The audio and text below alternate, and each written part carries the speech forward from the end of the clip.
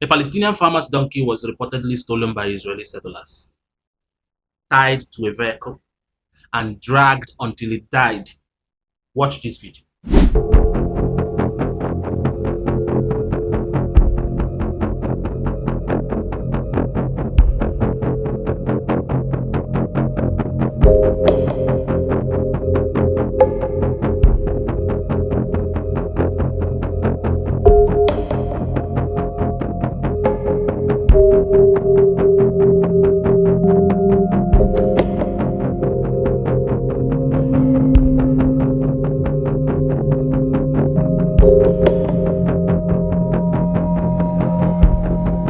This is disturbing.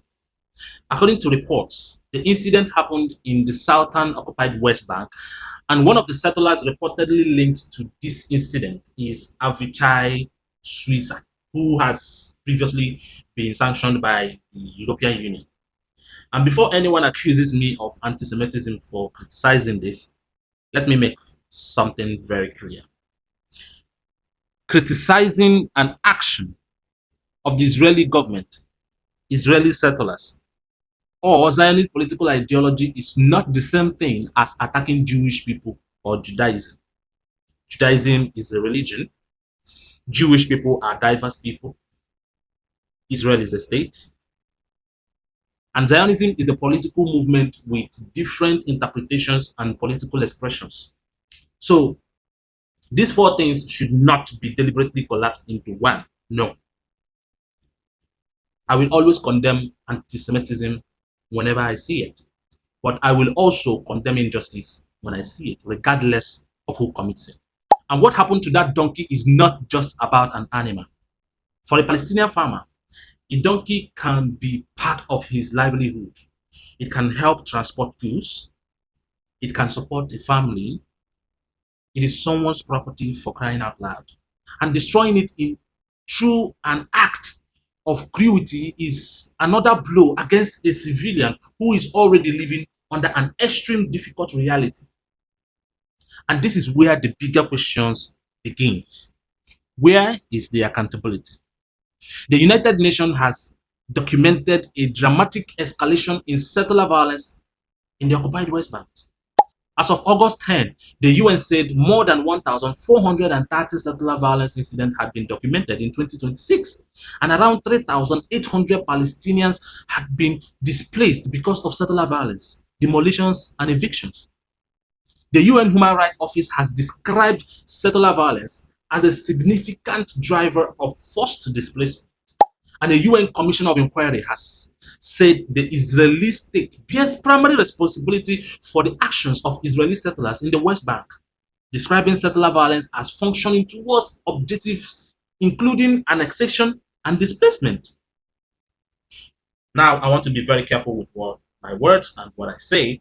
I am not saying every Israeli supports this. I am not saying every Zionist supports this. And I am certainly not saying Jewish people as a whole are responsible for it. I'm talking about government responsibility. Benjamin Netanyahu is the head of Israeli government.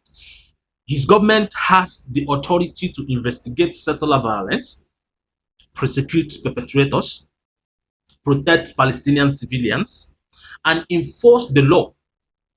And when violence continues on this scale, why accountability remains inadequate, it is legitimate to ask whether the government itself is doing enough, or whether it is complicit, or whether its policy and political alliances are allowing the problem to continue. In fact, even foreign governments have raised this concern. France recently cited continuous West Bank settler violence when defending sanctions against Israeli far-right minister Itamar Ben-Gvir. So, when I criticize Netanyahu's government, I am not criticizing Jews.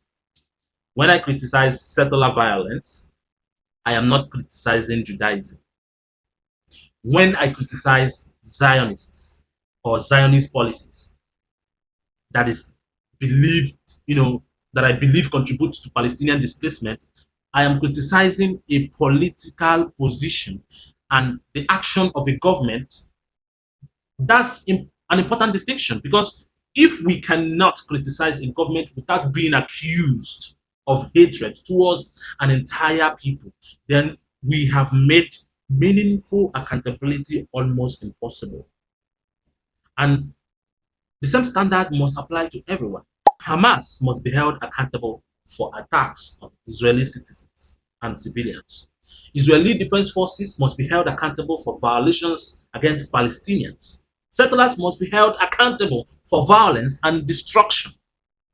No ideology, religion, ethnicity, or nationality should place anyone above accountability. That is the principle I want global truth to stand for. Not hatred, not propaganda, accountability. Because what happened to that donkey was cruel. And what happens to Palestinian civilians who repeatedly lose their properties, their livestock, their homes, and their lands deserve the world's attention too. It deserves your attention. This is global truth. Facts today, truth always.